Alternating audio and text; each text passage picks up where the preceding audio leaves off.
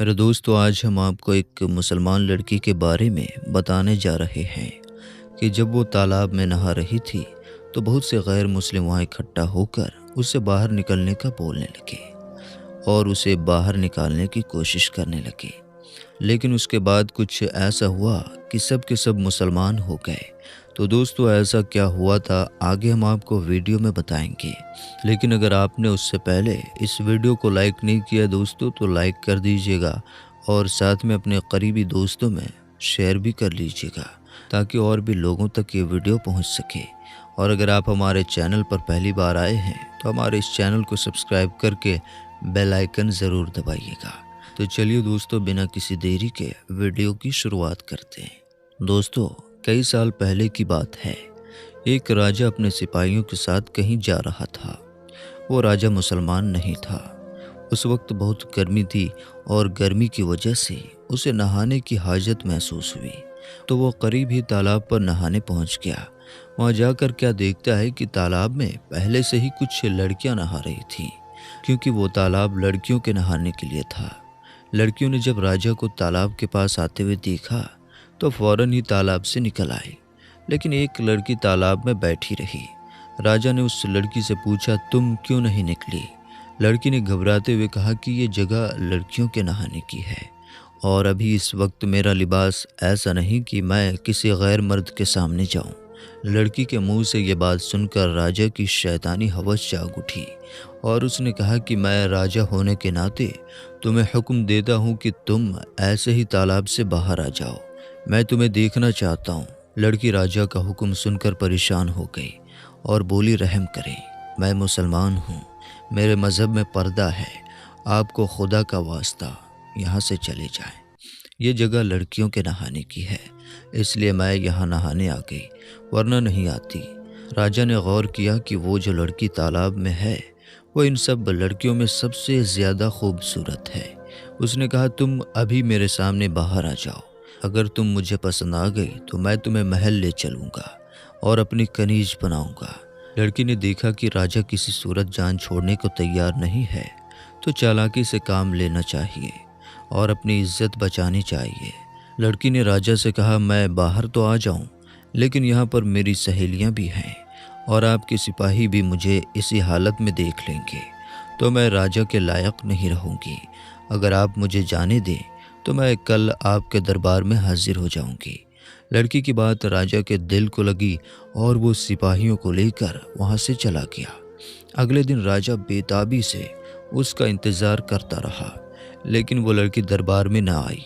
तो जालिम राजा ने अपने सिपाहियों को भेजा कि उसके घर का पता करो और उसको मेरा पैगाम दो कि तुम्हें राजा के दरबार में आना है। सिपाही चले गए और वापस आकर बताया कि वो जो लड़की है वो मुसलमान सुनार की बेटी है। हम आपका पैगाम बाप बेटी तक पहुंचा आए हैं, वो कल आपके पास आ जाएंगे। राजा दूसरे दिन भी इंतज़ार करता रहा, लेकिन लड़की ना आई। राजा को बहुत गुस्सा आया, उसकी बेचैनी बढ़ती जा रही थी। अगले दिन जालिम राजा ने सिपाहियों को हुक्म दिया कि जाओ, उन दोनों बाप बेटी को गिरफ्तार करके मेरे सामने हाजिर करो। सिपाही फौरन रवाना हुए और वो सुनार के घर जा पहुँचे, मगर आगे से दरवाजे पर ताला लगा हुआ था। लोगों से पूछने पर पता चला कि वो तो कल रात ही घर छोड़कर चले गए हैं। जब इस बात का इल्म जालिम राजा को हुआ तो वो गुस्से से पागल हो गया।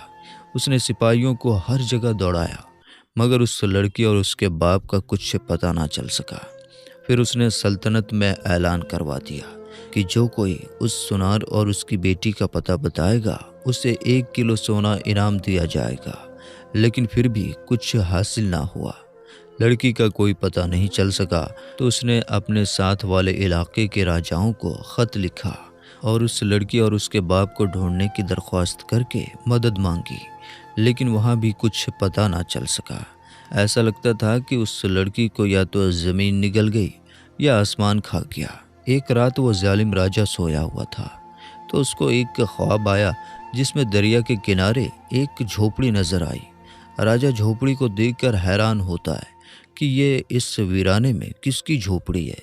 ये देखने के लिए वो उस झोपड़ी के पास गया और अंदर दाखिल हो गया तो उसमें एक दाढ़ी वाले बुजुर्ग नजर आए। उन बुजुर्ग के साथ एक लड़की भी बैठी हुई थी। इससे पहले कि राजा लड़की की शक्ल देखता, उसकी आंख खुल गई। राजा समझ गया कि ये वही बाप बेटी हैं जो इस झोपड़ी में छुपे हुए हैं। राजा उस इलाके को जानता था। अगली सुबह उसने अपने सिपाहियों का दस्ता तैयार किया और सीधा दरिया के किनारे उसी जगह पहुंच गया जो उसके ख्वाब में नजर आई थी। झोपड़ी के पास पहुंचकर उसने अपने सिपाहियों को वहीं रुकने का हुक्म दिया और ख़ुद झोपड़ी के अंदर चला गया। वहां जाकर क्या देखता है कि एक कमज़ोर सी दिखने वाली बीमार लड़की सो रही है और वहीं पर जानमाज पर बैठकर सफ़ेद दाढ़ी वाला आदमी दुआ कर रहा है कि ऐ मेरे पालने वाले रब, हम कब तक जालिम राजा से छुपते रहेंगे जो चंद लम्हों के लुत्फ़ के खातिर मेरी नादान बच्ची की इज्जत ख़राब करना चाहता है और जहन्नुम की आग खुद पर वाजिब करना चाहता है। या अल्लाह, उसको हिदायत फरमा, उसके दिल में अपनी मोहब्बत पैदा कर दे। उसके लोग उससे डर कर ना रहें बल्कि उसके होते हुए ख़ुद को महफूज जाने। उसको इज़्ज़त लूटने वाला नहीं बल्कि उसको इज़्ज़त बचाने वाला कर दे। या अल्लाह, तेरे इख्तियार में तो पूरी कायनात है, तू दिलों को फेरना जानता है। राजा समझ गया कि ये वही लड़की है जिसे वो तलाश करते हुए यहाँ तक आया है, लेकिन वो कमज़ोर और बीमार नज़र आ रही थी और उसके बाप के ये अल्फाज सुनकर वो राजा खुद पर काबू ना रख पाया और उसके बाप के पास बैठकर रो रो कर माफ़ी मांगने लगा कि मेरी वजह से आप पर इतनी मुसीबतें और तकलीफ़ें आई। अब मेरी आंखें खुल गई हैं, मुझे माफ़ कर दें।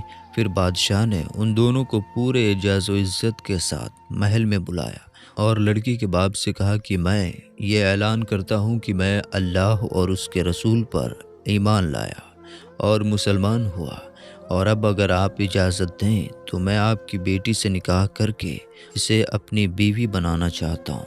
बाप ने बेटी की रजामंदी जानकर उसकी शादी उस बादशाह से करा दी। बादशाह ने उस लड़की को अपनी बेगम बना लिया और बाद में उसकी गैर मुस्लिम रियासत मुसलमान रियासत हो गई और बहुत सारे लोग मुसलमान हुए। सुभान अल्लाह। दोस्तों, आप इस वाक़ये के बारे में क्या राय रखते हैं, हमें कमेंट बॉक्स में ज़रूर बताएं। और दोस्तों, ये वीडियो अगर आपको पसंद आई हो तो बराए करम वीडियो को लाइक ज़रूर कीजिएगा और साथ में अगर आप हमारे चैनल पर पहली बार आए हैं तो हमारे इस चैनल को सब्सक्राइब करते हुए बेल आइकन ज़रूर दबाइएगा ताकि हर आने वाली वीडियोज़ की नोटिफिकेशन आपको वक्त पर मिलता रहे। तो दोस्तों, फिर मुलाकात होगी इंशाअल्लाह ताला फिर किसी नई और अच्छी वीडियो के साथ। तब तक के लिए आप अपना और अपनों का बहुत ज़्यादा ख्याल रखिए। अस्सलामु अलैकुम वरहमतुल्लाहि वबरकातुहू। अल्लाह हाफिज़।